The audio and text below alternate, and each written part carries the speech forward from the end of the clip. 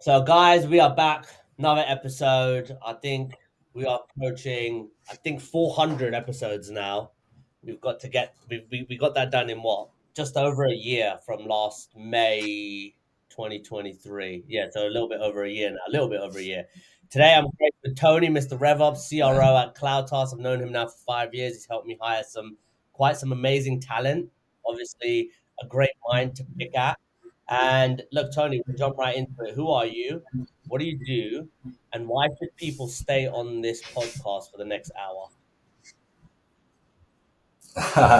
Why should they stay on a podcast for the next hour? That's the most difficult one of the questions. So I will go ahead though and start out with my name's Tony Dix. I operate as the Chief Revenue Officer at the CloudTask Marketplace, among other things.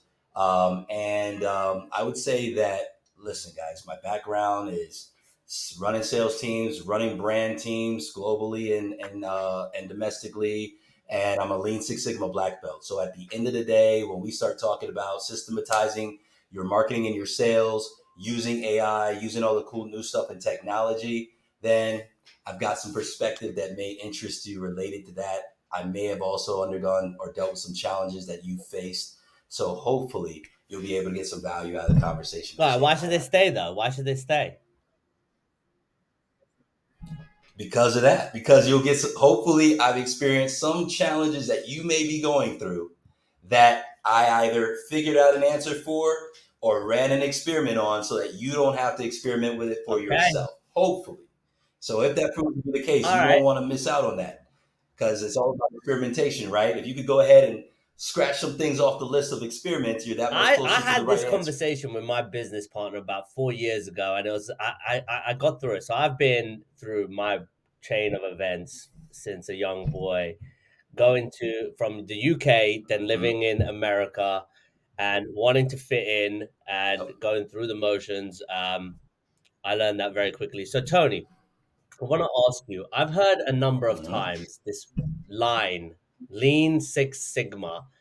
And the only time I've ever heard those Right. phrases were in college at fraternities and sororities.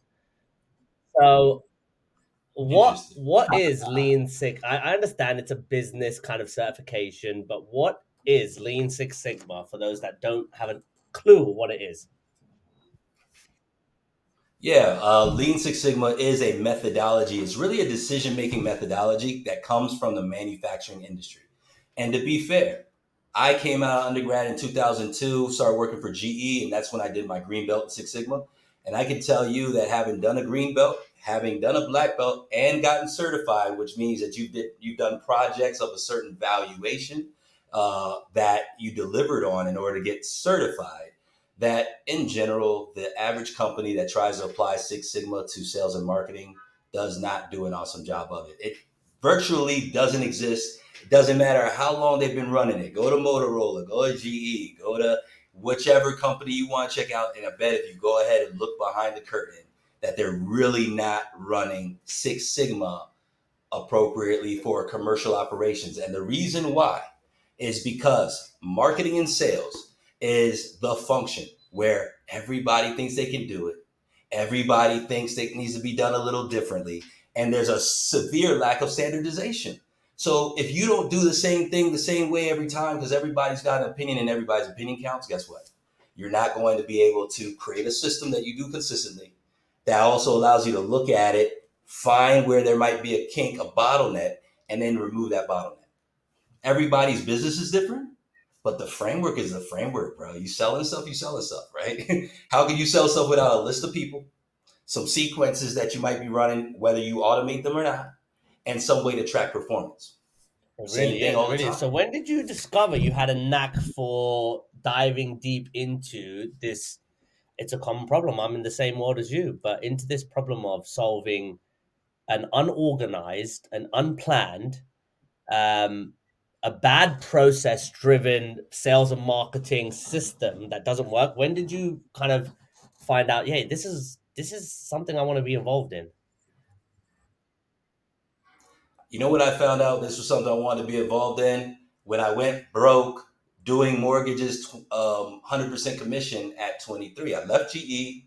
I gotten exposed to some of these things. I read a lot of Rich Dad Poor Dad books. I was highly interested in real estate. So I kind of wanted to align some of my career to selling something that was involved in something I was already really interested in, Mm. right? Like real estate investing. And when I jumped out there to do that with a shop that seemed like it could be cool, I ran out of money in 4 months.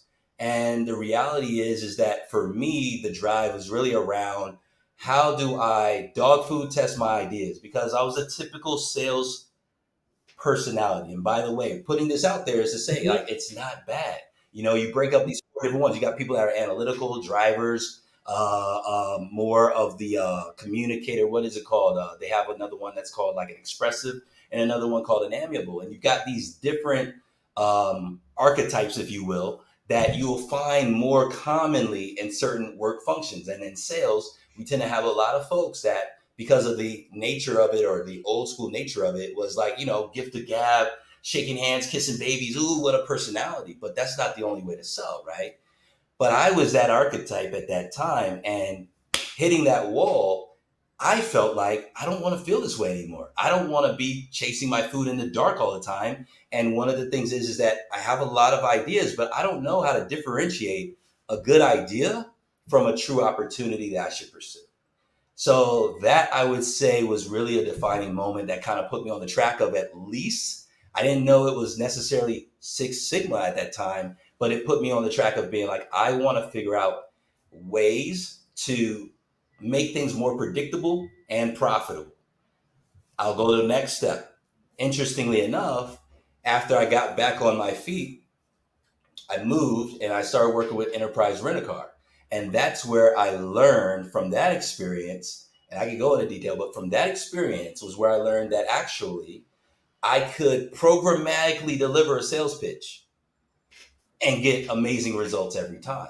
Because I started out, the first 30 days, I started out in enterprise rent a car, you sell rental insurance to people that are renting a car primarily because their car is in the shop, which means they have insurance. But what they had over there was a matrix, right? And the deal was is that everybody that came through, you weren't scored on just getting them in a car. The deal was your performance was based on the customer service score for your branch, which means that they Mhm. had to have a good experience, and two, your sales, which were three different levels of insurance sales that were happening when they rent that car. And the deal is at that time, I was like, well, how do I sell some stuff that, Hmm. they don't need? Well, guess what? The first thing is that you may have something someone needs, but your ability to figure out, not that you got something that's interesting for people to buy, but what problem does it solve directly correlates with the outcomes you get from the standpoint of conversion, right? That's one. So I go to the training, right? And I'm like, dude, I don't know how to sell this stuff. Like people come in, they got a car, they tell me they don't want it. I'm like, hey, do you want this insurance? No, they don't want it. Oh. you know? So the guy tells me this. It was basically the assumptive sale. He was like, Tony, this is what I want you to do when you go back to your branch.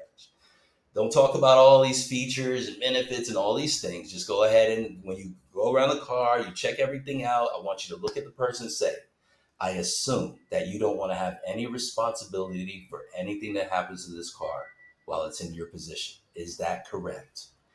They answer, and normally Of they'll be like, course. "Yeah, I don't want to have any responsibility." All right, cool. Sign right here. It's gonna just add X number of dollars per month to your per day to your rate, and you'll have exactly what you want. And that was it. And then shut up. So you can imagine, Shane, bro. I go in there with this information, and literally I remember the first time I tried it. I get with a client and I'm sitting there nervous. I'm like, you Yeah. gotta, you probably saw my jaw, right? But I forced these words out and I shut up. And you know what? She said yes and she bought. And then I went and I did it again. That person said yes and bought. And then I went and did it again. They used to run these little competitions. That day, I was out half a day because I had won the competition that said you could get a paid other half a day. Whoever's got the most full boats. That means I sold all three levels of insurance in that time frame. And I didn't do anything special. So it turned out saying less actually got me more in that case. And then the last part I'll share that I think is very important is guess what I learned after that? That was the training wheels. Don't be shy about being on training wheels. I'm in a new space. Give me the training wheels. Give me the script. How many salespeople? I don't want a script. I don't want to sound like a robot. That's on you, bro. But Yep. the script is just a guide so that I'm not saying too much and I'm not saying too little so that this person is compelled to buy, right? So by the time I started getting comfortable, I took the training wheels off. Guess what? I knew now I wasn't as nervous when I was going to say it, and I started also having like customer stories in my head where, hey, guess what? You know what? There's an example right there of somebody that didn't have the insurance. How did they feel? What did they have to do? And blah blah blah blah. What happened to get them in there? And as those started coming into my head as well, now all of a sudden I'm creating more relevant storylines. Not just I assume not. You tell me no, now all of a sudden I can be like, well, all right, just something to consider though. This is what happened to a guy last week. You're saying that's what you want. If that's what you want, cool. I want to make sure you're happy. But if you want to avoid that, you could do this. Boom. So that's where that kind of series of events, which I would say was like a year and a half, was probably hitting rock bottom, discovering I don't want this anymore, going into another situation where I fortunately got introduced to an approach that was built on consistency. And I can tell you this, that after 5, 6 months, normally to get promoted to assistant manager, it was 6 months. No, I'm sorry, 1 year. They were trying to promote me to assistant manager in 6 months. I had already gotten up to the next level in 4 months. I had a record. I never went 1 month without being in the President's Club or the Sales Club because they did it every month. I was always at the dinners, and I had a record for the area for sales in the whole region in the same course. I left after 6 months, by the way. I flipped that into a role in pharmaceutical sales, but that's just to give you an idea of how impactful that was, and I've carried that forward. Wow, that's a huge snippet to jump into. So, all right, let's break that down. A lot of what I do, Tony, in this is I built this podcast at first to get me through a very hard time in my life, right? And it was the hardest time in my life, which was a separation with my wife, a whole kind of massive crisis. And I didn't. It was so much so that the business was you saw sales driven when we was doing our thing, and then there was a big point of a huge dip, right? And there was no more clients, there was no more passion, there was no more drive in me, and the only thing I knew how to do very very well was build conversations with people, right? And based on true stories. And like I said, fast forward 18 months Yep, into this podcast is what it is today because it's about a story of underdogs, CEOs that were yep. underdogs, business owners, CROs, whatever, just people that have made it in life. They've gone from underdog to top dog. And it's because they followed a process and they trusted in their ability to just say, let me just take that jump. Let me just take that jump. Fuck it. Let me see what happens. And then you get into it. And what I'd love to know, my story's been shared on hmm this multiple times, but question one, how old were you when you went through that rock bottom and then kind of bounced back? That was It between seems like 23 and that's a very, 24. very common age where you get these big, big lessons, right? So walk me through then, which I'm actually going through right now, and I'm helping a client transition their orthodox old ways of thinking cold calling is the only silver bullet to make fast engagement conversion happen versus educating an entire market and drawing attention, building curiosity, and then taking them through that way. But for you, it's and hmm one more point. It's funny that you mentioned enterprise car because literally last week I just went to enterprise car and I went through that same conversation. He's like, and but he just said English guy bored 9 to 5. Uh, you don't want insurance, do you? And for me, it's like I'm Right. just like, nope, absolutely not. And then what I do, because I know I take my phone and I'm going all the way around that car and that's my insurance until then. Uh, But from then till now, what kind of things have you seen change from being an enterprise sale and learning a script and then kind of like just adding color yep. to this blank canvas? And now today you're sitting in hmm hundreds of conversations a month speaking at a level where companies are generating billions of dollars. How do you see the sales process, even with Six Sigma, changing from then till now? What's changed mostly between since then to now is literally the way people buy. The access to information, the comfort with the internet. And the thing that's important about what you talked about there, Shane, like if you, for me, look, the educational piece is the difference between one representative and another representative. And there's, look, any of you all listening, you got to admit that it's true. Who hasn't called for customer service and they get told one thing by somebody? If you hang up and you call back, you get told something different. And that's the consistency of, so today it's not about content, it's about context, because right now what's going to happen with more AI, more BS information on the internet? Where do we go to get our information? The internet. Now all of a sudden, if you talk to let's talk about sales. If you talk to 100 people and ask them what's a lead, you can get 100 different definitions of what a lead is. At some point, you have to decide, right? But the first thing is to build trust in who you're receiving information from. And I don't need somebody to tell me the price of the car, the color of the car anymore, when I can go online and I probably checked out your lot before I got there. If you don't have a website where I could check out your inventory, shame on you. You might lose the business to somebody else that was there when I was ready. If you're not there when the person is researching information, you're already out if you're waiting for them to talk to you in person.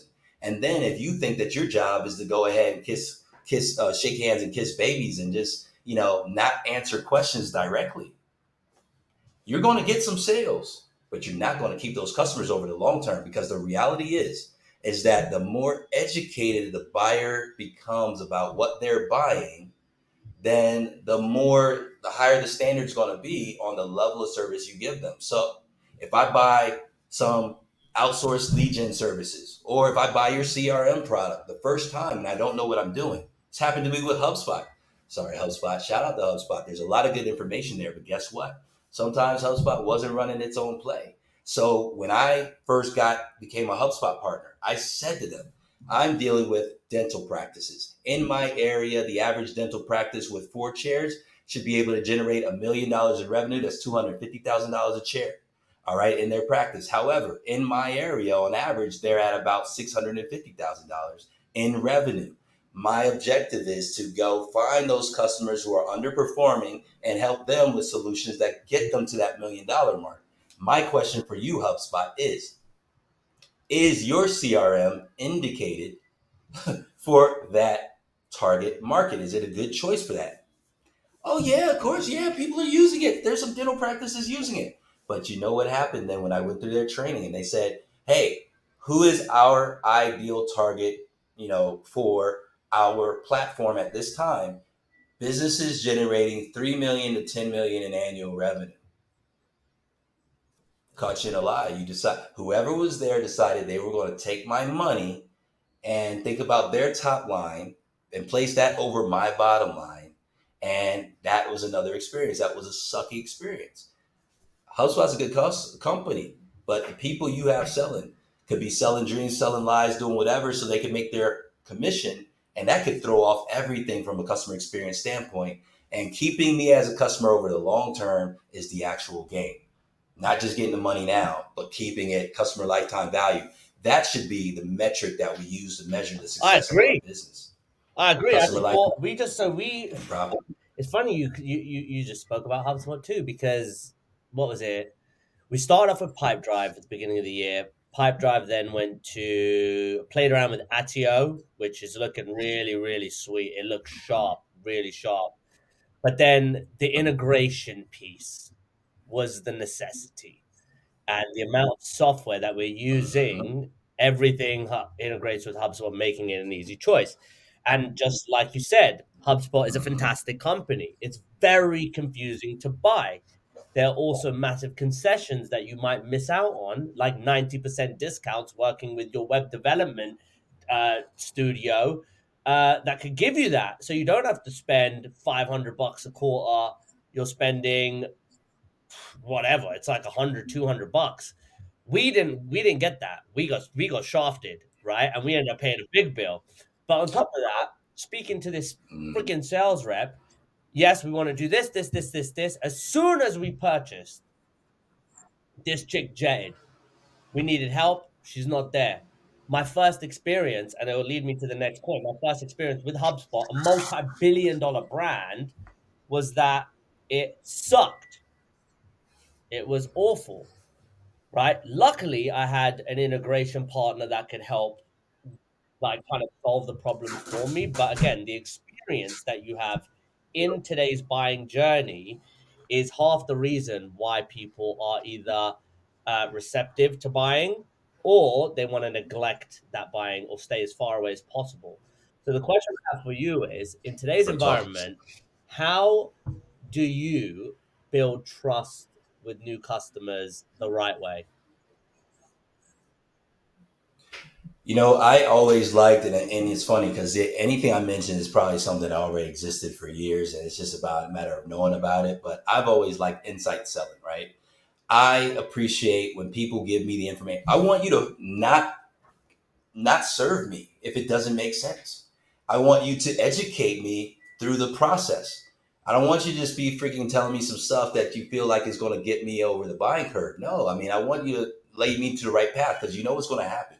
If you go ahead and let me know, for example, let's go ahead and stay on the CRM thing, right? Digital is difficult. Digital has made things more complicated. There's an opportunity for it to be easier for you. But if you don't know how to harness digital, if you don't understand it, then you're that person that's out there with these ideas and you just want your ideas to come to life, but you have no clue how to connect the dots. And you sometimes will not let your team do their jobs because you've got opinions and fears that are involved.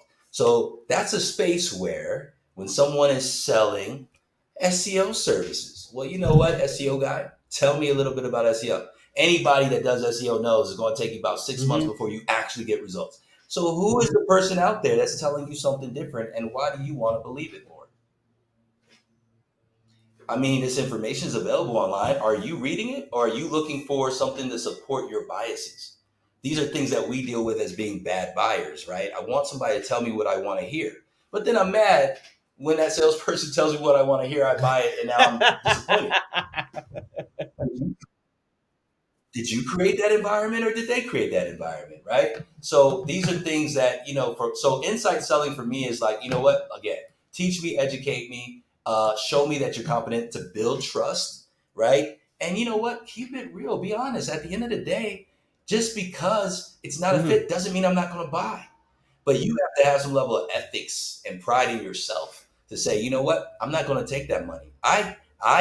I love to not take people's money. I love to say, hey, you know what, you might buy it from someone, but you ain't going to buy it from me because you're not ready for it. If I give you this Ferrari and you haven't even taken your driver's lessons, you can't even drive a Honda Accord, a Honda Civic.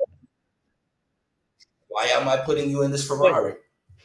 Well, he wants it. You know what? And I could say like, hey, you might get to a point where I'm like, put the Ferrari over there. We'll hold on to it. But I know I'm doing you wrong. I'm doing you dirty because you're going to hop in there with your lack of skills and you're going to crash it.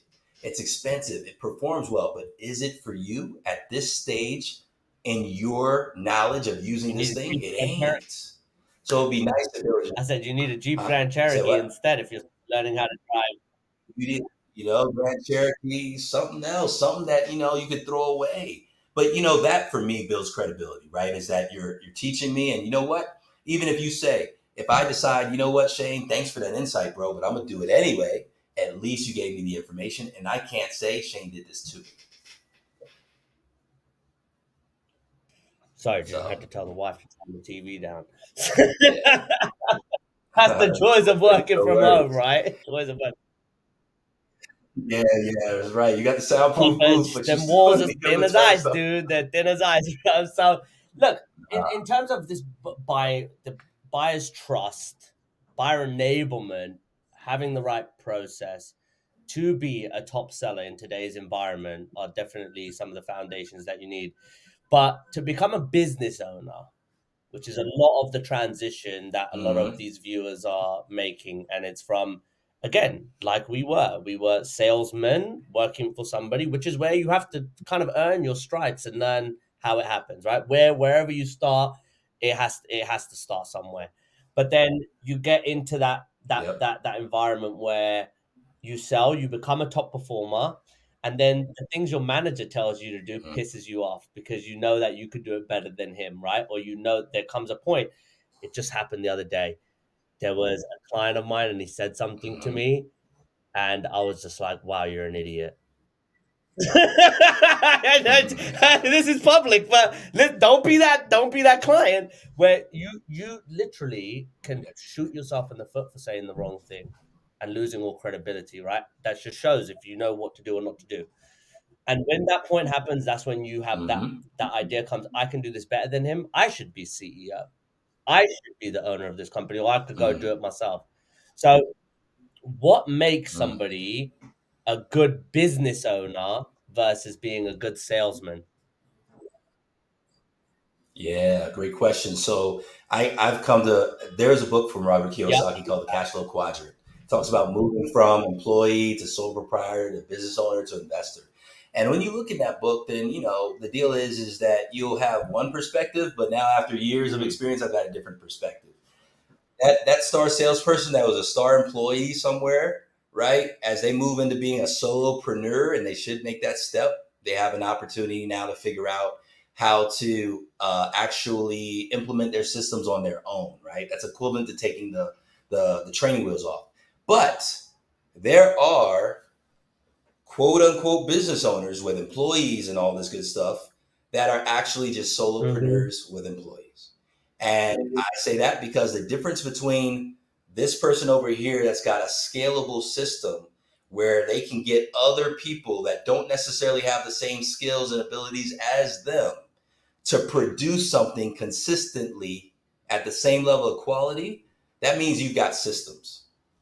This person over here that's a solopreneur living off of their success as an individual, and then they set up a business, right? But nobody's got any guidance. Nobody's got any SOPs. Nobody's got any coaching.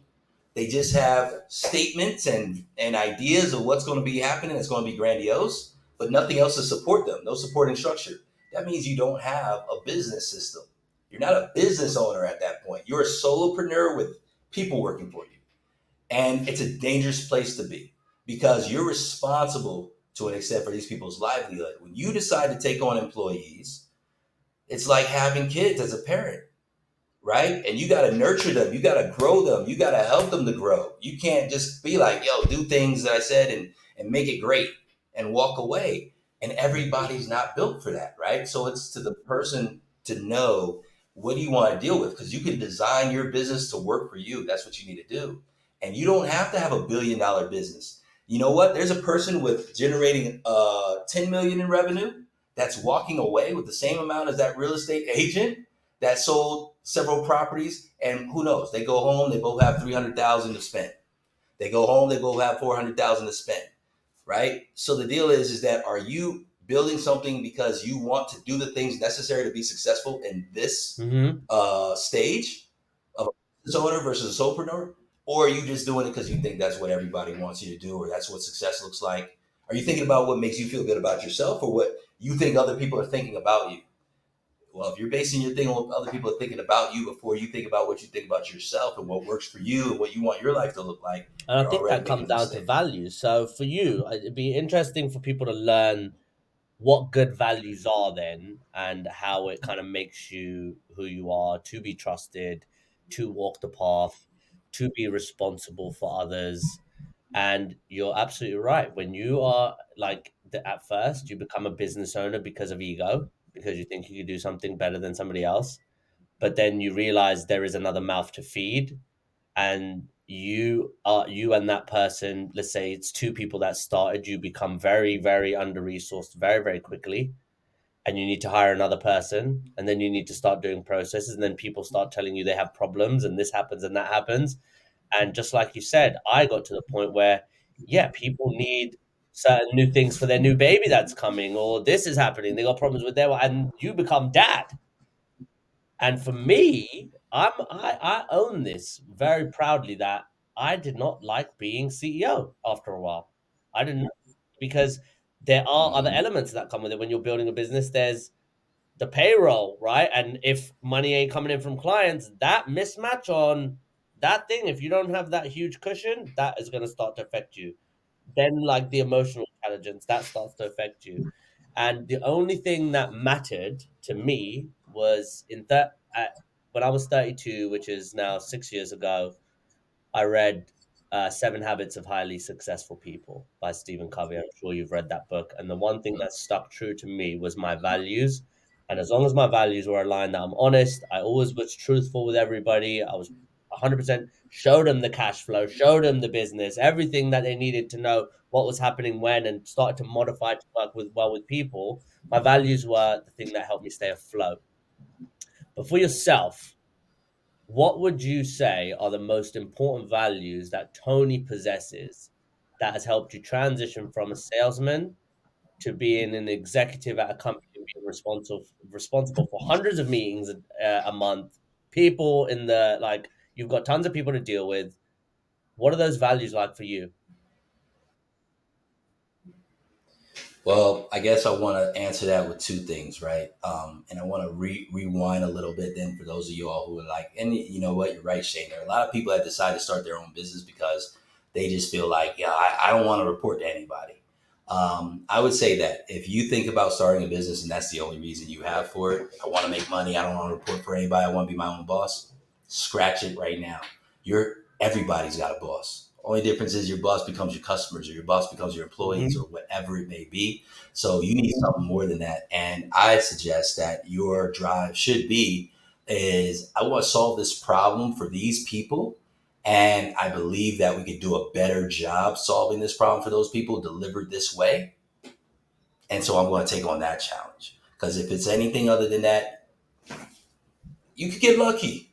But you know what? The idea is to have self actualization, right? And to feel satisfied in what you're doing.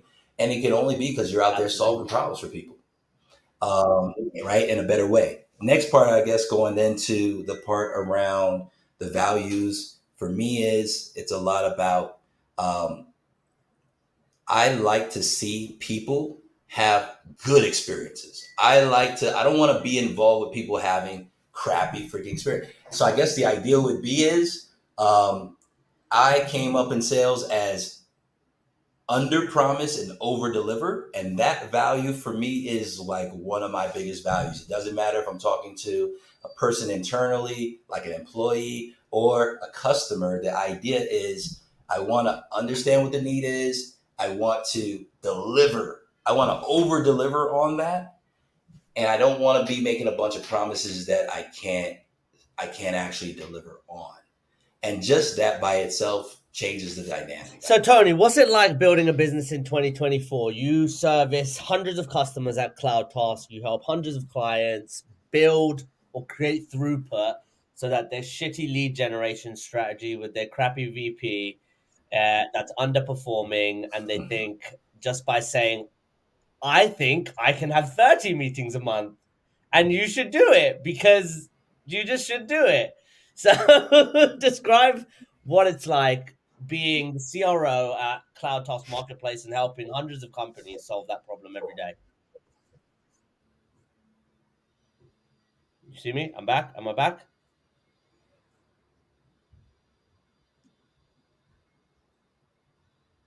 Have you lost me? One sec. Right now. So I had a bit of a technical glitch, but let's rewind that back then. Mhm. So what's it like? What's it like being CRO? Well, I guess we had two things, right? What's it like starting a business in 2024, and what's it like being a CRO? What we're dealing with day to day at CloudTask in the CloudTask marketplace. You know, I'm going to share my answer this way. I think, and I hope it helps people that are listening.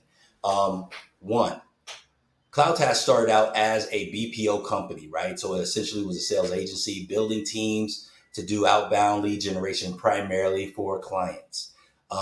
Between 2020 and 2022, we started making the transition from being the people that build all the teams to kind of brokering the deals, meaning connecting small and mid-sized businesses in the United States primarily with offshore individuals that they could hire directly or agencies that they could hire to do marketing, sales, customer success, and customer service stuff, right? Tasks. Um, I will say that through this experience, that what I think relates really well for the listeners of this podcast is I've come down to one, two, three, four, five, six things that tend to be repeatedly important in establishing and optimizing and scaling any business concept. First is you need to have a problem that you're solving for some group of people. Are you clear on what that problem is? If you can't state it as a problem yet, do some more research on it. Fortunately, now we have AI that helps us do research. I like it best for that right now, right? But hey, what problems are these people that I think I can serve facing most of the time? And then pick a problem that you're going to solve, right? The next one is that's going to dictate what your promise is. So if I use an example like 6 minute abs, then I'm saying there's a problem. There are people out here that want to have chiseled abs but don't have the time to do chiseled abs using traditional approaches to working out. So let me figure out something I could promise. What would make that look different? Oh man, if they could do a workout for 6 minutes a day and get chiseled abs, then boom, that would be amazing. People would want it. Okay, great, right? But after you create that promise, you got to do the next step. Number three is product. It doesn't matter if it's a product or service. The word product just means something you're going to deliver, right? To deliver on the promise. Man, if I could just do 6 minute abs, if I could do 10 minutes, if I could, whatever it is, now you got to build a program. What's that program going to look like then? All right, well, hey, there's going to be a calendar. These are the workouts. These are the different elements that this product has to have so I can deliver on the promise that's going to solve the problem. All right, great. If you don't do that, which I understand, I learned this idea of product management while we're making that transition to digital. And it Mhm. became hugely important because now all of a sudden it went from I got an idea of what the platform should look like to you literally need to map it out and say how it's going to function. And you could understand how that would relate, whether you have a team of individuals implementing for you or you Mhm. have some automation implementing for you. If you don't have the business rules or the step by steps and the rules and the limitations of this is in and this is not identified, then you're not going to have as good a business system at all, right? Next step, now you need the process that supports the product. So when we talk about product, it implies some process steps, but it's not the product. My product is 6 minute abs. So what's my process then for shipping it out? What's my process for reaching out to prospects and turning them into customers? What's my process for onboarding the customer onto the product? These are the processes we're talking about, not the process of getting 6 minute abs anymore. Difference between product and process. Product delivers on the promise, process delivers on the product. Next, platforms that you're going to use to support the process. Now you can automate certain things, right? So Mhm. automate the things you can automate. And then the last step is you're going to delegate the things that you need people to run. Those are going to be manual tasks that people need to do.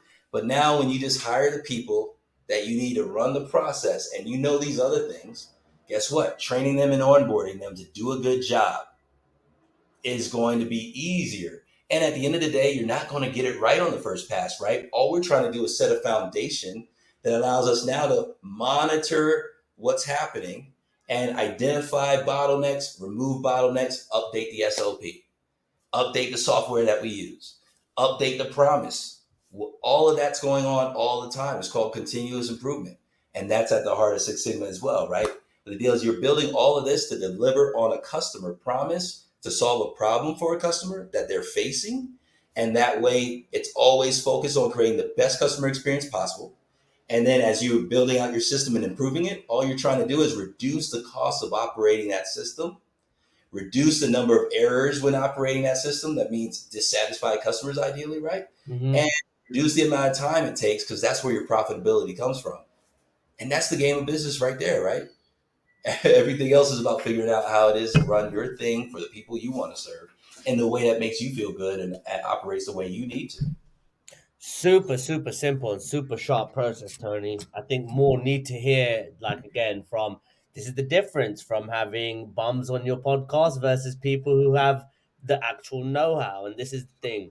I want, I would like people to see this as a source of truth because one of the next things is on that piece where look, process and everything makes sense, but how to buy a solution, right, based on what is very important. And I have a question in my mind now where do I want to learn or recognize new things to do from Forbes magazine? Or Hmm. do I want to learn it from the podcast that makes sense to me? And hearing Hmm. from Tony, who actually does this multiple Hmm. times over and over, right? It makes a huge, huge, huge difference. So, in terms of you finding information now in today's environment, I used to go to Google. And now with AI, I don't go to ChatGPT. I go to Perplexity. I don't know if you've ever heard of Yeah, Perplexity. I use Perplexity too. Yep. That's my go-to. Exactly. And even on that now, so sources of truth, let's say the news or podcasts. Which one are you going with? More Both. trusted source of information. You can only pick one. If I could only pick one, um, I'm going to go with uh, podcast. Okay. Relative to your industry too? Relative to whatever subject matter I want to go on. And the reason is because I will still have to evaluate the Mm-hmm. person's comments on the podcast, but I feel like there's less of an inclination that the ratings and any driven thing by the network is influencing, or anyone else that's a constituent of the network, right? A beneficiary of what they're doing is part of why they're telling me the information. It's And I almost like agree. sponsored, right? Sponsored information versus. Of course, and there's political agendas behind everything in certain periods of time, right? Which obviously change things too. Google or Perplexity when you're trying to find out ads or direct.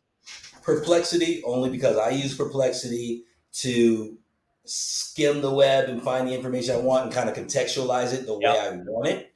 So I Yep. use it as a shortcut, and it tells me what the reference sources are. So those two things are why I like Perplexity, because I like to know, all right, well, what did you reference? And then I can go ahead and make adjustments to it based on that, right? Perplexity does not give me more accurate information per se than anything out there. It's the car I want to drive to get to the destination I want to get to. It's more. I like to say it's just more concise. It's simple. It's a simple way to compress 14 different pages into one paragraph, and I think that leads us into the next piece, which is enough about Tony. Uh, Now I want to hear about Tony's views. So one of the major things that we're doing at Mega is we're deploying voice AI into financial services, financial operations. And at first, the notion was let's put AI everywhere and supercharge your business, which is kind of the wrong way to look at it. It's how do we amplify, augment human behavior so you can take C players and turn them into A plus players. So for Mm-hmm. me, I see it, and Salesforce and HubSpot have done it absolutely perfectly. I don't know if you've ever seen anything that they've kind of released on Agent Force and how they're using AI agents in their system now to really, really supercharge workflows. You could do some incredible things. My Mm-hmm. views are that AI is here not as no bubble. There are certain things that this thing really, really helps you do so much faster and so much better. So, what are your views, though, from where you sit on the evolution of AI? And I would say 2024, but it's almost a wrap. So, let's say going into mid 2025, what are your views on the evolution of AI from this year going into next year? I would say AI has been evolving really quickly, right? So, I mean, my future vision, for me, my future vision of AI is already what we've seen in movies like Terminator and Yep, and the yep, Matrix and stuff like that. yep. Like, we're going to get there someday. It's going to be there, right? But as far as where we are right now, for me, it's just like any tech still needs to be controlled by a person. So the deal is that one of the lags for me in tech adoption even is understanding. Let's use a loose example like math, right? Hey, you can give me a calculator, but if I don't know how to do algebra, how am I going to use a calculator to do algebra faster? So to Exactly. your point, right? It's an amplifier, right? And in order to do that, even things that people, when we think about digital marketing, a lot of people still don't understand digital marketing. They don't understand the tactic. They don't understand how to measure it. The deal is, which one should you be doing? Should you be doing inbound or outbound? Both. You're not doing it for you. You're doing it for the audience that you're trying to engage with at different stages of their journey. And you don't know where those are, but you do know people are searching for answers on Google. And sometimes people are picking up the phone and asking for suggestions from people. If they don't pick up the phone and ask for a suggestion from you, but they're over there researching something that you might be able to help them with online, and you're not there, what are you doing for yourself? What are you doing for your business? How much impact are you set up to make? Not as much. So that's a simple answer, Mhm. right? When it comes to AI, then, like we're talking about, look, HubSpot's putting some cool little AI tools into the system. So guess what? Some people are going to benefit and some won't. Who Mhm. will? I know for a fact that one of the things they've added some AI to is, hey, you know what? You want to build a workflow? Tell the AI what you want, and it'll give you a recommendation of how to build the workflow. Well, great. If you don't know what a workflow is, though, and you don't have even the basic idea of how to build one, the likelihood is that you won't be able to manage the AI, because sometimes the AI is going to give you the wrong answer. So you still need to go ahead and do some basic training and understanding on what it is you're trying to get done. There are two ways to learn. You can learn through experience, or you can learn in a structured way by also consuming other people's stuff, right? And my mom used to have a saying, smart people learn from their mistakes, wise people learn from the mistakes of others. That means you're going to have both that have to Mhm. happen. So if you don't do any structured learning for yourself and you just want to learn by experimentation, cool, that's cool. But you're just going to lose more along the way in order to get to the point where you actually know what you're talking about and know how to put these things together. If you balance the two out, say, hey, you know what? I'm going to use the AI tool to make workflows faster, but I'm also going to try to learn about what are some of the best practices in building workflows. What are the things I need to be thinking about? Do I need all these integrations or not? Am I using tools that I don't need or not? That's all going to come down to what's my objective and what are my process steps. It's going to be the answer every time. For you to know that is for you to know that, right? So you need to get comfortable with that idea and then move forward. So I think the AI is going to be great, but you got to know how to wield it. In order to know how to wield it, you're going to have to actually know what you're talking about without tech, because tech is an amplifier. I think you hit the nail on the head. Where I see it being most important is I had the conversation with Jake Dunlap and John Barrows, and they again their whole thing was it's the underlying knowledge through experience that helps you use AI the right way. So, financial reviews of software, download all of these, show me the costs, show me which ones I should be using, which ones I should need to get rid of, which ones are delivering ROI. Like, I didn't know about that. John knows that from his stuff in his industry. Jake, how to deliver an amplified sales process by knowing I've gone through thousands of discovery calls that went like this from this structured process. Now, how can I kind of supercharge that with AI? So, but you, again, you have a very different view, and it seems like it's a very structured, process driven view on how sales and marketing and even the use of AI can kind of collaborate. What's your view on how sales and marketing teams then should be using AI in their businesses based on the operation that you're helping to create that throughput? So, inbound, outbound, lead gen. How do you think they should be using it today?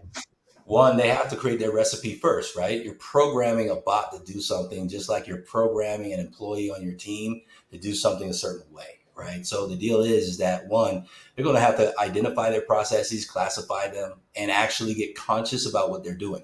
Because any of us built born, and when I'm talking about all this stuff, guys, by the way, keep in mind, I'm talking about things that I'm having to try to come to grips with or overcome myself, not like I'm some super expert out here telling everybody the gospel. You know what I'm saying? But the deal is that what I've noticed is that in order to go from analog to digital or to automated, you have to start like when we were in our analog world before the internet.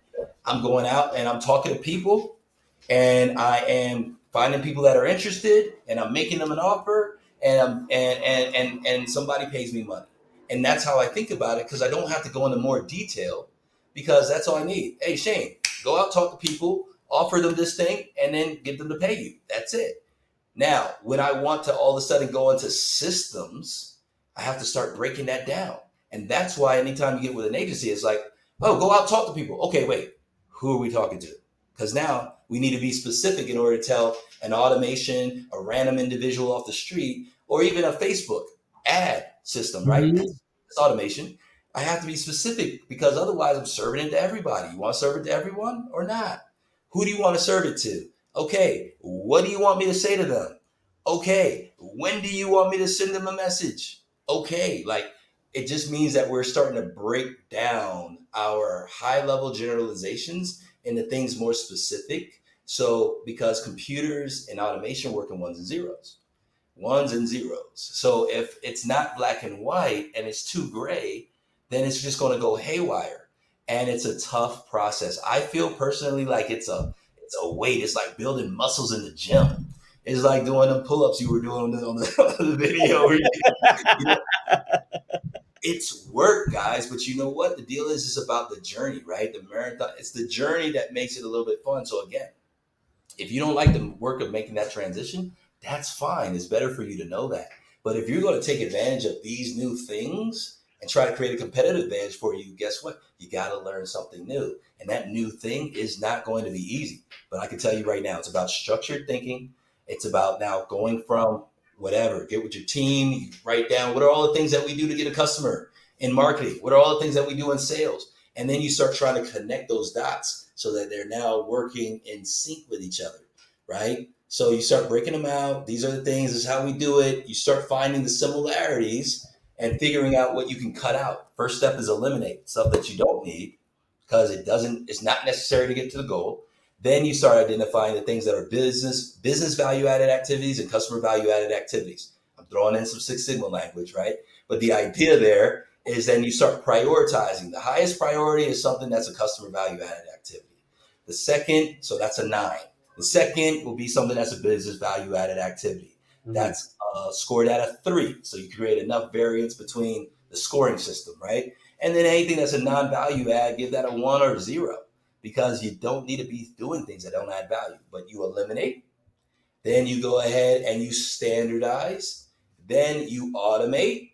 Then you delegate and assign it out. And a lot of this is academic exercise. But guys, once again, I hear a lot of things from the average person that's out there. And the issue with success is that success leaves clues, but it doesn't give you the answers all the time, right? There's a successful person out there that you're looking at. You're saying this is what they did. And it's a false positive. You absolutely should not be doing any of that. Maybe we can do it, right? False positives. There's false negatives. Hey, that person did that and he did it all the right way and it didn't work. So what? How many times was that experiment run? 1,000 or one? These are basic principles of statistics, of science, of whatever, that because of the nature of sales and marketing, we just never had to deal with that before. That billboard was a billboard out there. It's anybody's guess how much business that billboard sent to us until we start being able to put special numbers up there and do different things to kind of know what's happening. But again, those of us before the internet, there's a lot of people in decision making roles right now. Most of them were born before the internet. So, I mean, when I go ahead and you're like, well, look, my opinion counts. I don't know. I've been doing this for years and I don't know what drives it. It's a new logic, guys. It's just not the same logic as before. And as we start getting more scientific about being sales and marketing, get more scientific about how we explore, uncover customer insights, allocate resources based on those customer insights, and measure our results, then we're going to get better results. But these are skills that have to be developed over time, and you've got to embrace the learning process. If you're 40 plus like me, and you don't want to learn anymore because you're like, look, I've already done my thing. I just want to go ahead and cash checks. Cool, but know where you are. Don't get in a conversation about AI. You don't need to. Anything that wasn't built for 2020, you probably don't need to talk about. Just keep on. There's somebody that wants how you serve. That's it. Go to the bank and you're the teller at the bank. People are coming in and meeting with you physically and putting money over there and you go drop the deposit. That's fine. That's fine. But there's another segment out here where the puck is going. I can count on my hand how many times I've gone into the bank branch over the course of the last 10 years. And you know what? There's a bank right now I'm going to break up with. I'm doing more with Robinhood right now because America is still sending me freaking paper and PDFs that I got to go print out and send in with a wet signature. What is that?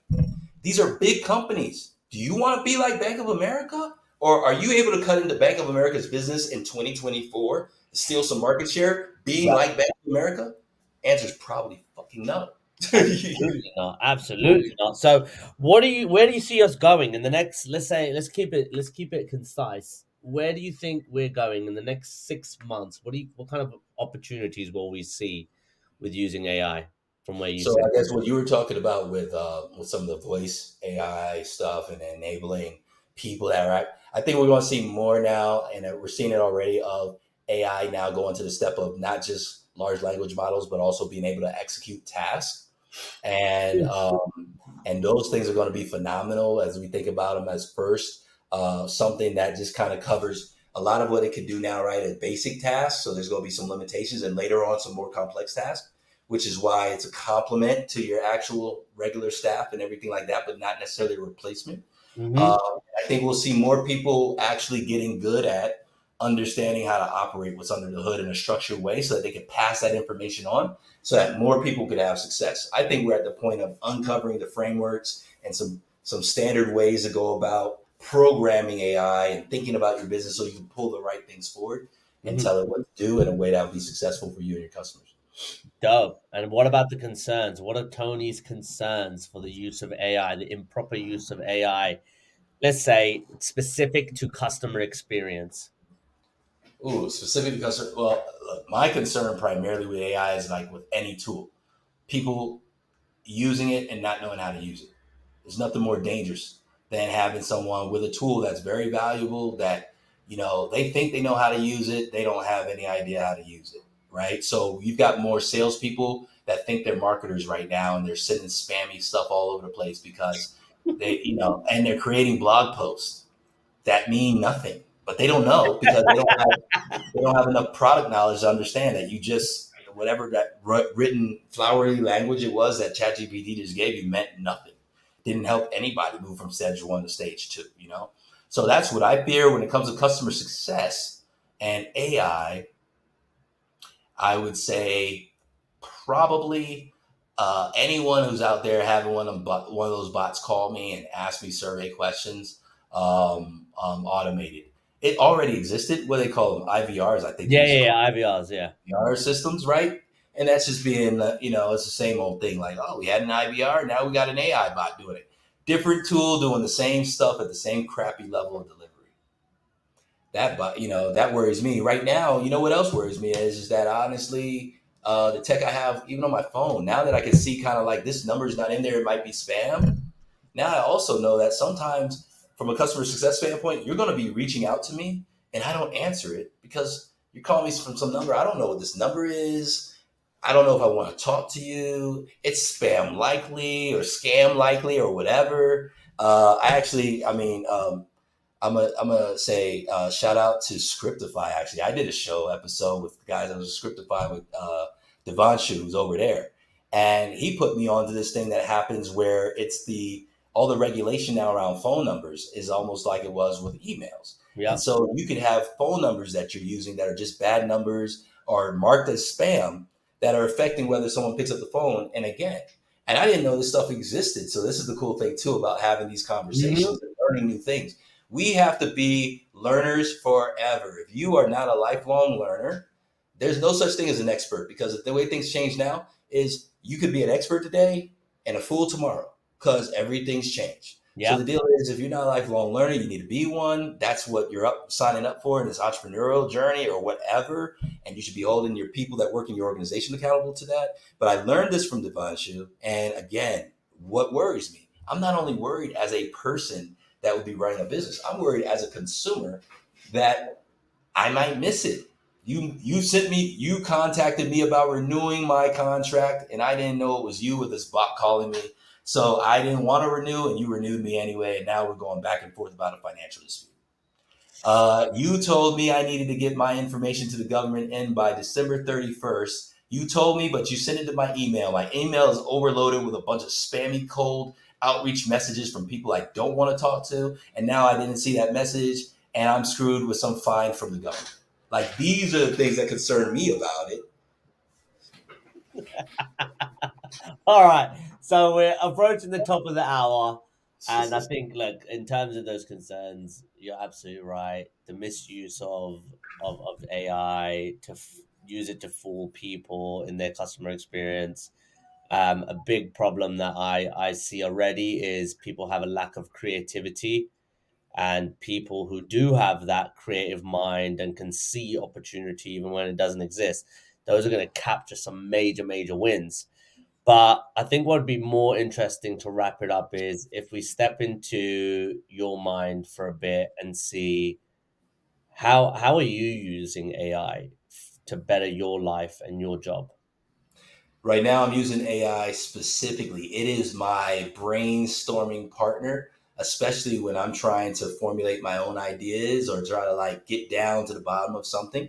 It's a frustrating partner sometimes. I can't tell you how many times I spent hours of a day on one thing just because sometimes the prompts are, it's going, Hmm. it's tired, it conks out, it starts telling me something that's not relevant or what I'm trying to do, right? But that's how I also know that your ability to use the AI and also fact check the AI is directly correlated with the actual results you get from it. So that's how I'm using it. It's my research partner right now, primarily. And I like it so far. I spend a lot of time on it sometimes, but I tell you what, it's been a lot more helpful to getting down to exactly what we talked about earlier, why I like to use perplexity. Sifting through a bunch of information out there on the internet, getting to some of the root stuff that I actually want.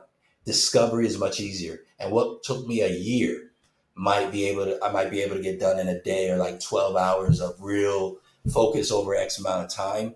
And that's where I think it's best used right now. If you have AI writing everything for you, there's probably a piece there where at least, it could do the first draft, but you're going to have to know how to make sure it's saying the things you want to say the way you want to say it. And there we go again. If you're depending on AI to be your voice, because you ain't figured out your voice yet, you're in, I mean, eventually you're not going to be getting the most out of AI because that's not what it's designed for, to be your voice. And you're going to sound like everyone else. Give you an example. I checked this. I put a topic in to AI. Said, write me an article about this topic. I read the article. Besides thinking it was kind of a vanilla article, because by the way, give you background, I spent $30,000 running an experiment one time on building a blog, and I hired everything out. They were doing 6 posts a day, blog posts a day. I'm sorry, 6 blog posts a week. One of those was a roundup post, and they were doing posting on social media 6 times a week as well. At the end of what was I paying, 5,000 a month? So I ran it for 6 months. At the end of 6 months, I was like, well, where's the traffic? Where are those leads? I thought it could be basically a site that was like a money making website, Hmm. right? Those things weren't there. Out of 200 visitors, most of them were out of the Philippines where that agency was getting the stuff written. So the deal was, and so I got a coach, right? I got a coach that has a program for building blog sites, and paying for the program, I got 2 free coaching sessions. I only used one of the 2 so far, and this was, I don't know, 5 years ago or something like that. And the deal is that because when I got into that session, he said, "Hey, you've got 180 articles here. I can tell you're talking about digital marketing. I have 2 questions for you. I have one question for you. I'll ask first, and it was, what are you selling?" And I, what do you mean? What am I selling? I thought I was going to build an audience, and then I kind of asked them what they want to buy, and then I said, wait a second, that's something I've been introduced to somewhere, right? Yeah. But at the time when people were past the point of just clicking on anything, so it was a failed strategy built on some stuff that worked before but didn't work at that time. So I wasn't clear on what I was selling in the first place. That directly affected my content strategy.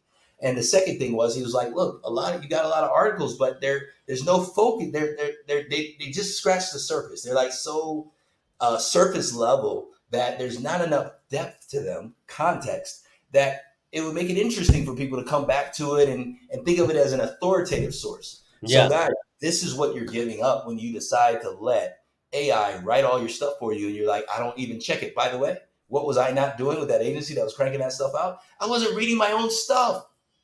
So I'm like, yeah, let's make money and build content and make money. If you don't inspect what you expect, everything you do is going to be suspect, and you just got to own it. There ain't no way around it. So If you want to use AI, that's cool. Write your articles, but you got to read the article, review it, or have somebody else do it. And you have to have a platform, just like in politics. What do you stand for? What do you want the market to believe? And then you go out there and you deliver that message. But you got to be able to make sure that your AI and everybody in your organization is delivering the message and knows what that is so they can do it the right way. And that's it. I'll cut it off right there. Hey man, hey, you're the second person that said it, right? There's another guy, Tim Kakir, I think his name is, Turkish guy living in the UK. He opened my Pandora's box, dude. I use the voice feature now, and I speak to it, and I've gone into, like, I've got some case law that I look into also, and I was quoted a lawyer from California $90,000 for a retainer just Hmm. to look into the case. And I thought, oh, let me actually look into this myself. Here's da da da da da da da da da. Find me case law on this, and it gave me the exact scenarios of when, who is with, and you just like the opportunity that's in front of us right now is absolutely tremendous. So, Tony, last words for you. What do you want to? Well, what are your last words? Where can people find you? And any last words for you? You can find me on LinkedIn, Mr. RevOps. Oop, am I in there? Yep.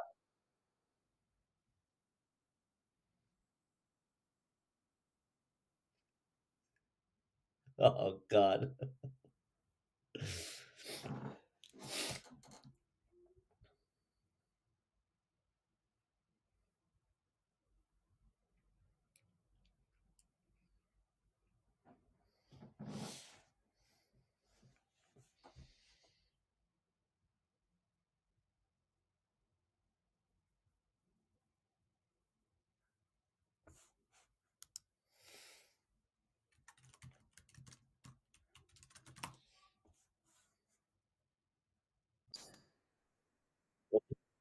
Yeah, this does some weird shit on the we're still recording, but it does some weird stuff sometimes. So for me it says your browser is running in incognito mode. Shout out to podcast, or you need to fix this. You're running no, I'm not. I'm running it normal. Exactly. Using a lot of memory on your close down some browsers. This is the only one that's open. Damn, Uh-huh. your errors, dude. But you Uh-huh. had the high CPU usage. I had a CPU usage warning, like, what? And it's possible, but I'm like, I'm on this thing all day. I don't have an issue normally. So what's going on now? Yeah, man. Podcast. Technology, man. Technology. When it works well, it works well. When it doesn't, it doesn't. Where can they find you, Tony? And what are your last words?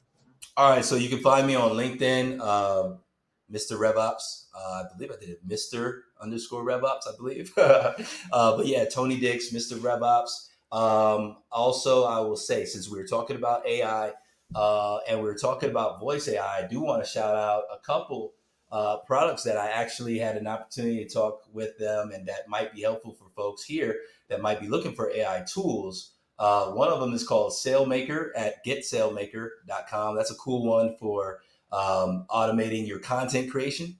I think it'll be pretty dope, and it's actually pretty affordable. Get Vocal AI for building some agents that can make phone calls and everything like that. I'll actually share some information because I did a show with them where we did even a little demo. It was very cool to be able to go ahead and get that done. So amazing opportunities there. And I would say I want to call out one more, and the one more I want to call out is called. Ugh, ugh. Nope, I'm not going to call out one more right now. I'm not going to call out one more right now. That's it. I want to call out those two. And I will say, just because I mentioned it earlier, once again, Scriptify for if you're doing cold calling. But literally, link up. I want to be talking to other folks that are moving sales forward, transforming sales, adopting technology, and adopting these new processes. And even though we said last thing, I got to break this out. Very important. This Harvard Business Review issue, I've had this since like 2012.